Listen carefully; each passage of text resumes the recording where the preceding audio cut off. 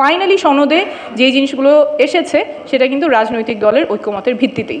So যেটা বলছিলাম, আলোচনা এখন ঠেকেছে সংস্কার লাগবে নাকি লাগবে না, কারণ অনেক বর্ষিয়ান রাজনীতিবিদ বলছেন সংস্কার লাগবে না, যে ব্যবস্থা ছিল সেই ব্যবস্থাই হবে, সংসদে গিয়ে যা যা পরিবর্তন করার সেটা সেই আগের ব্যবস্থাতেই আমাদের চলবে। আগের ব্যবস্থাটা কি ছিল? আগের ব্যবস্থা ছিল প্রধানমন্ত্রীর একচ্ছত্র ক্ষমতা, যেখানে বিচার বিভাগকে সম্পূর্ণভাবে রাজনীতিকরণ করা যায়, যেখানে পলিটিক্স জুডিশিয়ালাইজেশন হয়, যেখানে অ্যাডমিনিস্ট্রেশন পুরোটা কুক্ষিগত থাকতে পারে এবং সেখানে কোনো জবাবদিহিতার নিশ্চয়তার জায়গা নাই। কারণ যেই ক্যাবিনেটকে দুর্নীতি দমন কমিশন অ্যাকাউন্টেবল রাখবে, সেই দুর্নীতি দমন কমিশনের নিয়োগ দিবে স্বরাষ্ট্রমন্ত্রী, বাছাই কমিটিতে থাকবে তারা। অর্থাৎ আমার কোনো মন্ত্রী দুর্নীতি করছে কিনা সেটা তো দেখবে দুর্নীতি দমন কমিশন, কিন্তু দুর্নীতি দমন কমিশনের যে কমিশনার তার নিয়োগ আবার সেই ক্যাবিনেট থেকেই হবে। যাকে আমি দায়বদ্ধ রাখবো সেই যদি আমার নিয়োগ দেয়, তাহলে আমি তার দায়বদ্ধতা কীভাবে নিশ্চিত করব? সেটাই ছিল আমাদের ব্যবস্থা।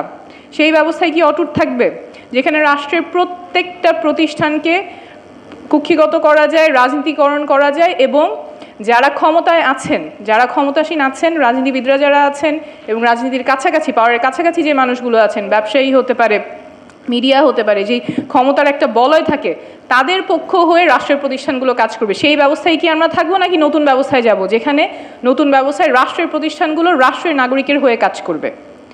সেই আকাঙ্ক্ষা থেকেই কিন্তু এই যে এত কিছু হলো, ঐকমত্য কমিশন হলো, সব রাজনীতিবিদরা একসাথে বসলেন যে পরিবর্তন দরকার, কিন্তু এই শেষমেশ এসে আমরা রাজনীতিবিদদের কাছ থেকেই শুনতে পাচ্ছি যে সংস্কার নাকি প্রয়োজন নাই। তো আমাদের শুধুমাত্র সংস্কার না, আসলে অভ্যুত্থানের পরে কিন্তু আমরা যেটা বারবার এসেছে সেটা হচ্ছে বাংলাদেশ 2.0। শুধুমাত্র সংস্কার না, একটা আমূল পরিবর্তন, একটা রিসেট বাটনের কথা সবাই বলেছে। সেই রিসেট বাটনের কতখানি এসেছে ঐকমত্য কমিশনে সেটা নিয়ে ডিবেট থাকতে পারে, এবং আছে অনেকগুলো হতাশার জায়গা আছে। যেহেতু জেসিনাপা এখানে আছেন, আমি একটু পরিষ্কার করে, জেসিনাপা বলছিলেন ঐকমত্য কমিশনের প্রপোজাল, ঐকমত্য কমিশনের প্রপোজাল কিন্তু জুলাই সনদে স্বাক্ষর হয় নাই। যেমন আর্টিকেল 70 নিয়ে হাউসে অনেকগুলো মতামত ছিল, বিভিন্ন রাজনৈতিক দলের বিভিন্ন ধরনের মতামত ছিল। কেউ কেউ চেয়েছিলেন, যেমন জাতীয় নাগরিক পার্টির পক্ষ থেকে আমরা চেয়েছিলাম যে আর্টিকেল 70 থাকবে না, যাতে যারা জনগণের প্রতিনিধিত্ব করবেন সংসদে, যারা জনগণের ভোটে নির্বাচিত হয়ে সংসদে যাবেন, তারা স্বাধীনভাবে ভোট দিতে পারবেন, তারা দলের পক্ষ হয়ে ভোট দিতে হবে এরকম বাধ্যবাধকতাতে যাতে না থাকেন, তারা স্বাধীনভাবে জনগণের প্রতিনিধিত্ব করতে পারেন, দলের প্রতিনিধিত্ব যাতে না করতে হয়। তো আমরা চাচ্ছিলাম আর্টিকেল 70 সম্পূর্ণভাবে যাতে বাতিল হয়। আবার বিএনপি চাচ্ছিল না, এখানে 4টা এক্সেপশন থাকবে। তো তারপরে অনেক আলোচনার মধ্যে ঐকমত্য হলো যে ঠিক আছে, 2টা এক্সেপশন নিয়ে আমরা এটা সনদে সন্নিবেশিত করব। তো তাহলে ওইভাবেই তারপরে যখন সব রাজনৈতিক দলের একটা সাফিসিয়েন্ট কনসেনসাস হলো যে 2টা এক্সেপশন থাকবে আর্টিকেল 70, সেটার পরে সনদে ঢুকেছে। সো ফাইনালি সনদে যে জিনিসগুলো এসেছে সেটা কিন্তু রাজনৈতিক দলের ঐকমতের ভিত্তিতেই। আরেকটা যেমন নারীদের প্রতিনিধিত্ব জাতীয় সংসদে, সেখানে সংবিধান সংস্কার কমিশনের একটা প্রপোজাল ছিল, নির্বাচন সংস্কার কমিশনের একটা প্রপোজাল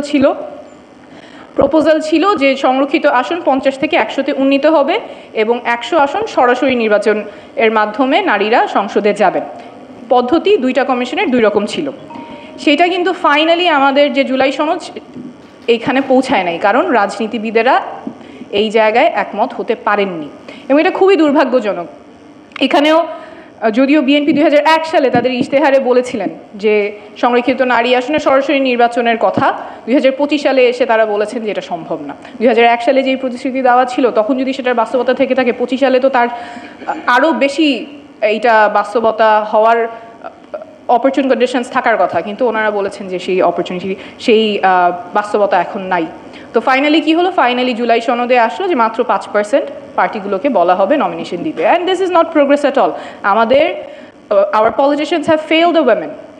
ঐকমত্য কমিশনে যেই প্রপোজালটা এসেছে নারী জনপ্রতিনিধিদের ক্ষেত্রে, এই ক্ষেত্রে politicians have failed the women, মাত্র 5% is status co, it is not progress at all. কিন্তু যেটা আসছে সেটা রাজনীতিবিদরা যতখানি ঐকমত হতে পেরেছেন তার ভিত্তিতেই এসেছে।